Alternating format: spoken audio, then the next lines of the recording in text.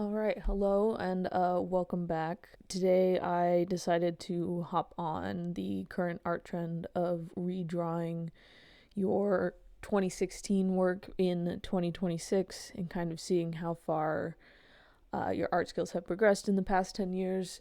Today I chose a piece I did in probably late 2016 of Death the Kid from Soul Eater.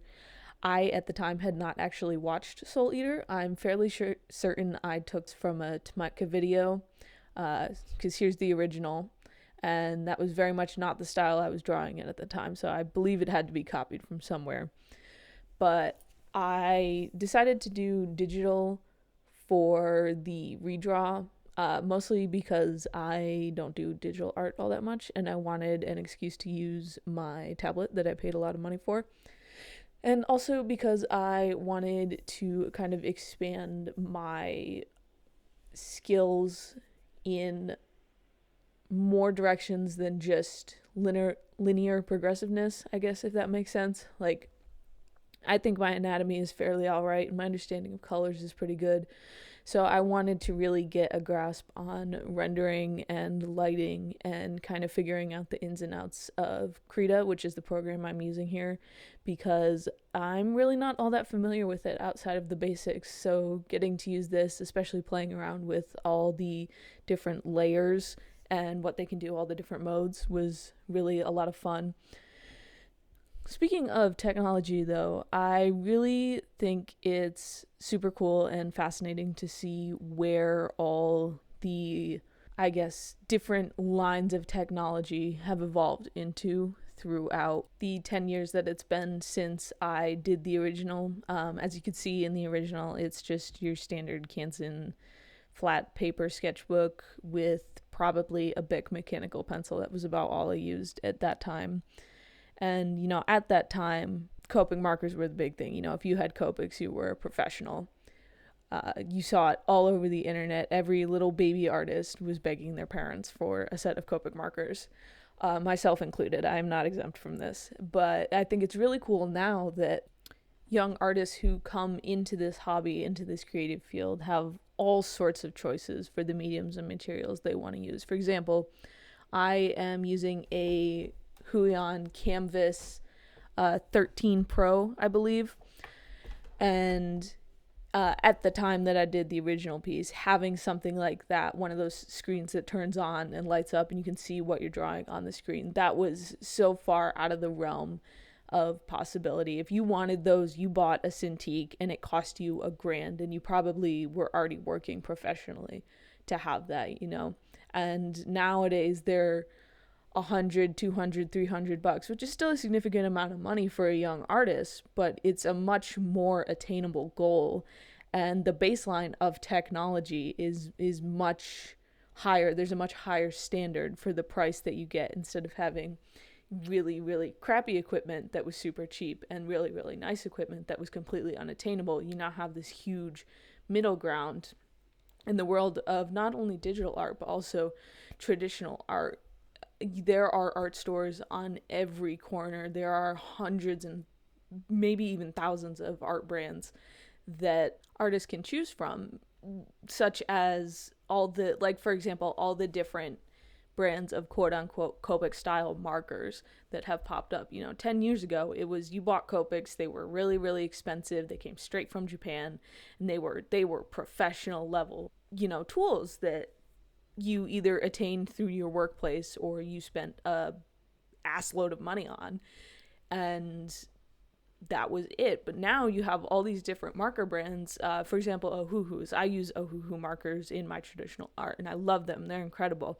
I have a few Copics, but by and large, the Ohuhus perform just as well, if not better, than the Copics in pretty much every project that I use them in. And it's been really fun getting to see all these different products come into the market and become available at really attainable price points. And not only that, but specifically on YouTube, there is a lot more accessibility to these more affordable products, whether it be through art reviews or YouTubers, giveaways, or people just coming on and saying, hey, I really like this product, you should try it out. Like, for example, my favorite brand of sketchbook right now is the Illo, ILLO sketchbook, the very popular square ones that you see all the time. And I found those sketchbooks through Draw with Waffles, who always, like, that's her favorite brand of sketchbook too, is the Illo. So I got one. They're not that expensive. They're about 16 to 20 bucks depending on where you get them from. And it is a really, really nice product. And I would not have found that product if it had not been for YouTube. But, moving on to the actual redrawing process, it was a bit of a learning curve, especially with getting the proper proportions and the angles correct. As you can see, I struggled a lot with his face and his hair, especially from the looking down onto the subject. I'm still not totally happy with the perspective, but I do think it is very much an improvement from the original, which is what we're looking for, right?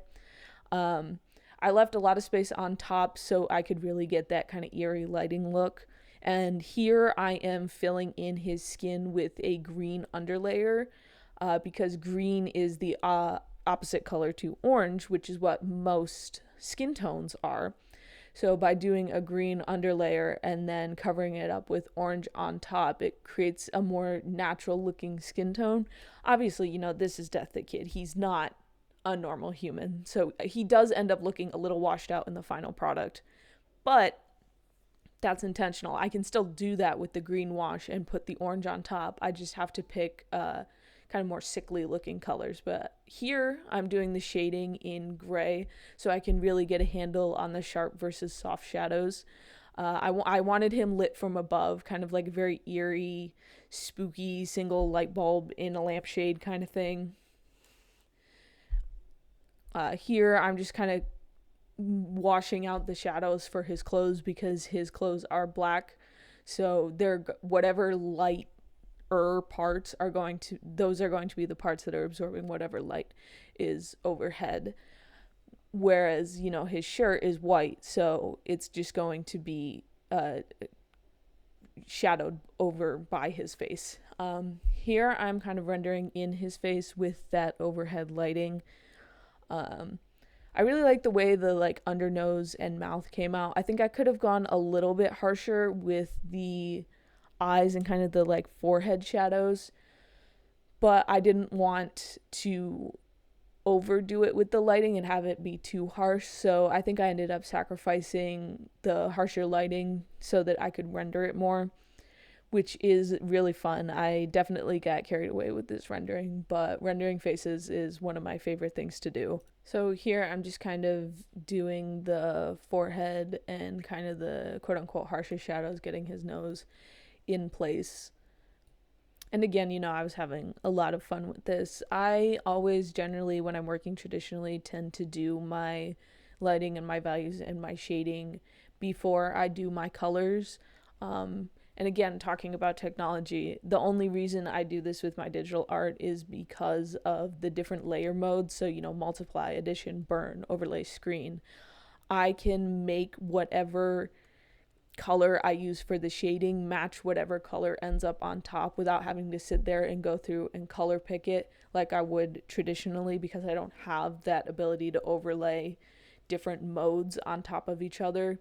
So doing the rendering and shading and values in one color and then manipulating the layers to color over top of it with the actual end product colors is really helpful in saving a lot of time. But it also has kind of a learning curve. You can't just pick any color, any mode, or else it's going to look really, really weird. And here I'm doing his hair and kind of getting the shading down for his hair. Now his hair is black, so it's going to be much darker than the shading on his skin. But he also has, those 3 little white bars on his hair. The whole joke in the show is that he loves symmetry, but he's not symmetrical. So trying to shade those and the kind of highlights in his hair while still making them distinct was kind of difficult. And you're going to see later that I really struggled with getting it correct. And again, at the end, still not totally happy with it, but it's not about creating a perfect end product. It's about being able to see the improvement and enjoying the process. And I really did enjoy the process. This was a really fun piece. And honestly, if I hadn't been recording it to kind of condense and speed down, I would have spent a lot longer on this. I think I spent about 2 hours from start to finish on this, and I could have easily spent like 4, 6, 8, like a whole day on this piece. But again, it's not about the perfection of it. It's about the process and learning all these different methods of doing things and figuring out what works for me, right? And here I'm just checking that my values make sense outside of the context of the line art, making sure everything looks good there, picking up some of the highlights, small details like the eyes. In just a second, I'm about to go in and clean up the sketch a little bit, because that's really important to my flow, is having a clean sketch, even if the line art is either non-existent or not very prominent. As long as there's a clean sketch underneath, the piece will read really, really easily. And it also saves a lot of time, not going back and digging into the line art layer. As you can see here, I've picked a very pale, very kind of yellowy, washed out orange, and I'm going over top the green with it. And since I did my shading first, it automatically transfers over. I believe this is a color layer, but I could be wrong. And it just becomes a really sickly, washed out skin tone without necessarily having to worry about that. And here I'm filling in the whites on his jacket and his little tie thing, just anywhere that has kind of a grayish white that's not going to be part of his skin tone, right? And then going through making sure everything's kind of completely filled in, doing his eyes. It's important that you make sure you go all the way out to the edge of whatever you're coloring, especially if you're going to use an alpha lock layer, which I did. It's also known as a masking layer in some other programs, because if you don't fill your base layer in all the way and then you go to do your masking, you're going to find a lot of gaps that's really going to break up the piece and make it difficult for it to come together. Here I'm just kind of coloring in his hair, and as you can see, that green underlayer is really, really poking through. Later I'll go back and kind of fix that and make that less harsh. It's very Matrix-esque, I will say. It would do very well if I was drawing Neo or Trinity, but I'm not. I'm drawing Death the Kid, so that had to go in and be fixed later. But having really that rich, deep black for his hair in contrast to the rest of him, here you can see I'm kind of putting the same black into his suit, because I really wanted the whole piece to feel tied together, so I used a lot of the similar colors. Because again, if you look at Death the Kid, his color scheme is not very complicated. It's black, it's white, it's whatever pale skin tone it is, and he has yellow eyes, and that's about it. And here you can see me trying to find a color that is not so like horribly obnoxiously green, that would complement the rest of the colors better. Because that's also something you have to consider when you're doing digital art. You have access to pretty much literally every color in the spectrum. You got to make sure that they work together. You can't use the excuse of, oh, I didn't have that color marker, or I didn't have that color pencil. You have every color, so you kind of have a responsibility to make sure that they complement each other, unless you're going for an intentionally clashing piece, which more power to you if you are. Here I did fix that green color in his hair as well. I struggled a little bit trying to find the right color that would create that highlight in those 3 stripes, which again, it's part of the learning process. Varies from program to program, but eventually I did get one that would kind of stand out value wise, but not so much color wise, because again, it's white versus reflected light, so there's not really all that much you can do without changing the part of the color palette that it belongs to. Here I'm kind of just cleaning up all the different highlights and stuff, making sure it looks more like hair and less like just a block upon his head. In just a second, I'm going to get to the kind of like blood on his face, because it's 2016, everything has to be gory and edgy. So for the sake of the piece, I recreated it faithfully and did the exact concept that I had going on. Because again, I think I borrowed this from someone else's video, as many young artists do. And there's nothing wrong with taking inspiration and practicing using other people's work, so long as you're not, one, profiting off of it, and two, claiming it as your own, right? Imitation is the highest form of flattery, but copy or counterfeiting is a crime.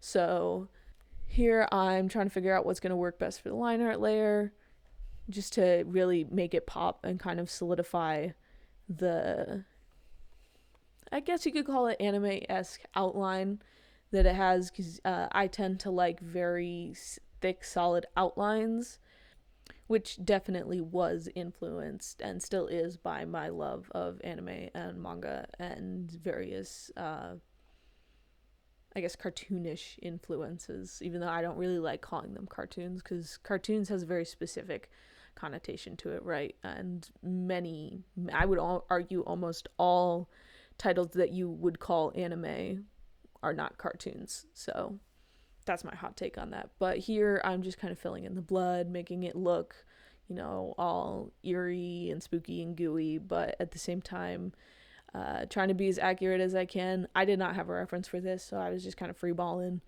I'm not totally sure I got the movement of blood through the eyeball correct, but that's not something I really want to go look up unless I absolutely have to. So here I'm kind of doing the luminosity layer, kind of making those highlights pop, adding in the wetness, the wet look to the blood itself, and just kind of, cleaning everything up, making it look semi-realistic, not super realistic obviously, but doing my best to make it look believable. This was actually a lot of fun, trying to get the right viscosity of this fluid, I guess, of this blood was really fun.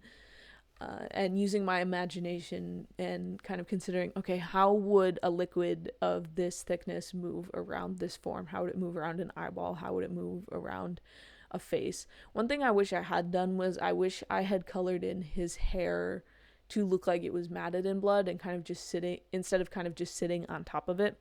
But again, if I wasn't recording, I probably would have gone in and done a lot more. And I definitely will consider that in the future, that kind of texture. And here I'm adding in a black background and kind of cleaning up the luminosity and the shading and all the other layers that I did, kind of giving it that spookier sort of feel. I ended up going with not a solid black background because I feel like I lost a lot of the details in the hair and the kind of under the neck area when I did that. And here I'm just going in again, kind of cleaning up the line art, making sure all the sharp forms are sharp, all the soft forms are soft, making it look presentable, so to say. And this was a really fun project, and I'm annoyed at my 2016 self for not having more quote-unquote complete sketches, because I would love to do more of this stuff, both digitally and traditionally. So I'm hoping in the next few years, like when the challenge becomes 2017 versus 2027, I can start recreating some of the pieces from when I really took my art seriously, because I would love to do that, and I would love to recreate them in a one-to-one direct medium, like traditional to traditional, digital to digital. I just think that would be really fun, and I have that planned on my list of projects for the next year. Which brings us to the end of this speed paint. I'm really at the tail end, just cleaning up those final details, making sure everything looks nice before I export it and save it. And this is the final result. I had a lot of fun and would definitely do this again, and plan to do this again with more pieces, probably later in my career though. So I hope you guys enjoyed, and I will see you in the next one, whenever that is.